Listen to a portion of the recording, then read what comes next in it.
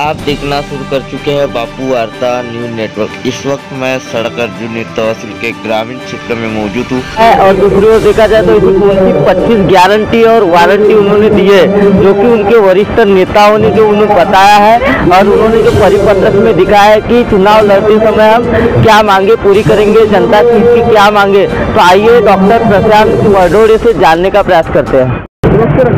आणि त्या 25 गॅरंट्याला समोर जाऊन आपण इलेक्शनला सामोरे जात आहोत। दिल्लीमध्ये महाविकास आघाडीची सरकार स्थापित झाली तर ह्या 25 गॅरंट्या आमच्या खरगे साहेबांनी तसेच राहुल गांधीजींनी दिलेल्या आहेत। त्याच्यामध्ये शेतकऱ्यांच्या न्याय, त्यांच्यासाठी योग्य किंमत, कर्जमाफी आयोग, विमा रकमेचे थेट हस्तांतरण, GST मुक्त शेती हे वचन दिलेले आहे। तसेच युवासाठी न्याय, पहिली नोकरी पक्की, याच्यामध्ये 1 लाख रुपये आपण त्याला वार्षिक देऊ, तेच 8,500 रुपये महिना त्यांना चालू करू, म्हणजे त्यांची नोकरी चालू होऊन जाईल। तसेच पेपर लीक पासून मुक्ती करू, जो पेपर लीक होत आहे आणि ज्यांना गरज नाही ते पण लोक लागत आहे। तसेच युवा रोशनी युवकासाठी 5,000 कोटी रुपयाच्या स्टार्टअप फंड ची घोषणा सुद्धा आमच्या नेत्यांनी केलेली आहे। याच्या व्यतिरिक्त महिलांना, एका गरीब कुटुंबातील महिलाला वार्षिक 1 लाख रुपये देऊ। सक्तीच्या आधार अधिकार मैत्री, सावित्रीबाई फुले वसतिगृह, हायटेक वसतिगृह आपण तयार करू। याच्या व्यतिरिक्त कामगारांना श्रमाचा आपण आदर करू, आरोग्याचे जे अधिकार आहेत ते पूर्ण करू। त्याच्यामध्ये मोफत आवश्यक निदान, औषधे, उपचार, शस्त्रक्रिया, पुनर्वसन उपचार यांची आपण मदत करू। सामाजिक सुरक्षा हे जरुरी आहे। आता तुम्ही पाहिलंच आहे मणिपूरला काय होत आहे। मणिपूरमध्ये ज्या महिला आहेत त्यांच्यावर किती अत्याचार होत आहेत आणि त्या अत्याचाराला वाचा कोण फोडेल? कोणीच फोडलेला नाही। भागीदारीच्या न्यायामध्ये तुम्हाला माहीतच असेल, जनगणना, लोकनिहाय जनगणना झालेली नाही, जातीनुसार जनगणना झालेली नाही आणि जातीनिहाय जनगणना आपण करू आपली सरकार आली तर, आणि त्याच्यानुसार भागीदारी होईल, त्याच्यामध्ये लोकांचा फायदा होईल। या सगळ्या गोष्टीला समोर जेव्हा आपण इलेक्शनला देत आहे, हे 25 गॅरंट्या आमच्या नेत्यांनी दिलेल्या आहेत, राहुल गांधींनी, आणि हुकुमशाही विरुद्ध लोकशाही। आणि इथला जर तुम्ही बघितला असाल की धनशक्ती विरुद्ध जनशक्ती, आणि याच्यामध्ये लोकांचा मला प्रतिसाद देत आहेत, त्यांचा आशीर्वाद मला मिळत आहे। नाही, कसं आहे, नाना भाऊंनी लढावं हे जनतेचा जो प्रश्न आहे, जनतेची जी इच्छा आहे ते एकदम रास्त होती। कारण नाना भाऊ गेल्या 30 वर्षापासून राजकारणामध्ये आहेत, समाजकारणामध्ये आहेत, त्यांना पूर्ण भारत आणि महाराष्ट्र ओळखतो, त्याच्यामुळे भंडारा गोंदियाचं प्रतिनिधित्व त्यांनी लोकसभेत करावं अशी सर्वांची इच्छा होती।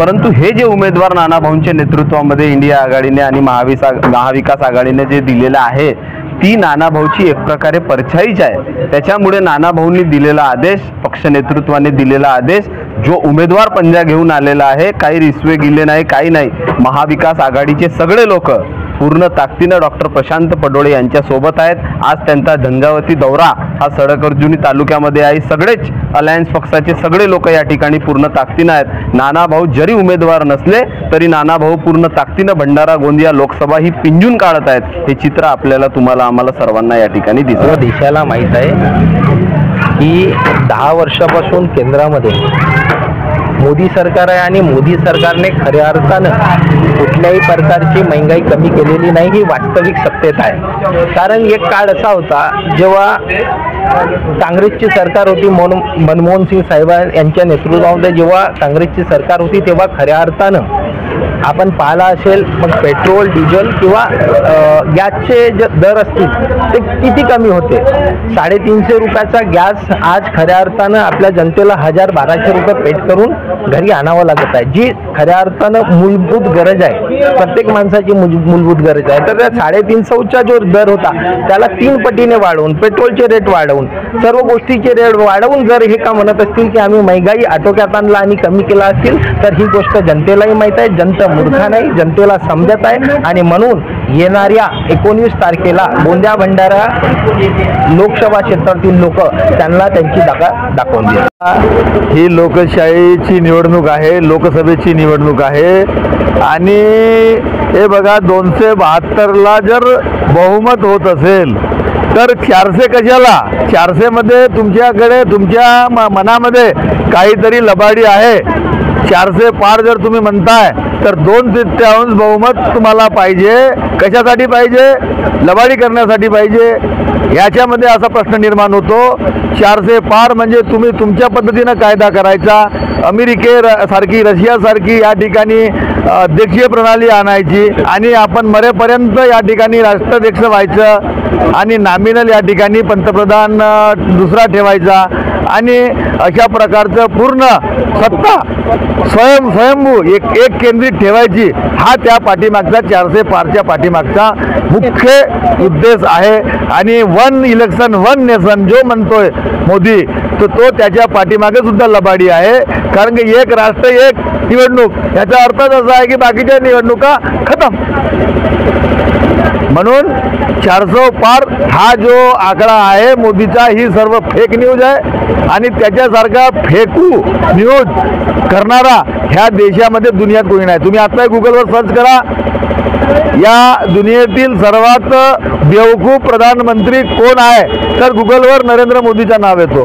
फेकू म्हणून सर्च केल्या तर नरेंद्र मोदीचं नाव येतो. म्हणजे याचा अर्थ तुम्ही हे बघा, तुम्ही स्वतःचाच प्रचार मोठ्या गवगवा करता स्वतःचा, पण दुनियामध्ये तुम्ही बेवकूफ प्रधानमंत्री म्हणून तुमची गिनती झालेली आहे. हे गुगल सर्च केल्यावरून स्पष्ट होते. कोणत्याही प्रकारचा ठोस असा काम त्या खासदारांचं नाही आहे आणि ते खासदार ठेकेदार आहेत, म्हणजेच कॉन्ट्रॅक्टर आहेत.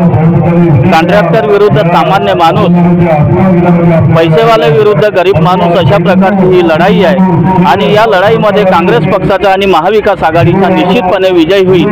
कारण गेल्या 10 वर्षाच्या काळामध्ये मोदी सरकारने जे जे आश्वासन दिले ते आश्वासन पूर्णपणे त्या आश्वासनामध्ये अपयशी झालेले आहे. हा देश देशोधडीला निघालेला आहे आणि या देशामध्ये मोठ्या प्रमाणामध्ये महागाई, बेरोजगारी आणि वाटेल त्या प्रकारे चालवण्याचं काम या मोदीजींच्या सत्तेमध्ये, मोदीजींच्या सरकारमध्ये झालेलं आहे.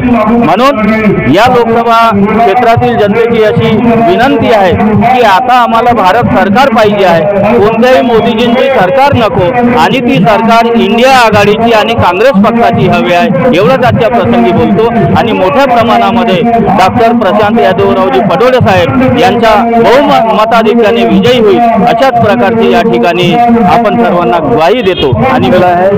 आणि आज मतदारांचा कौल हा काँग्रेसच्या बाजूने आहे आणि काँग्रेस राष्ट्रीय महाविकास आघाडीला जे तिकीट काँग्रेसला मिळालेले आहे, आमचे उमेदवार निश्चितच विजयी होतील.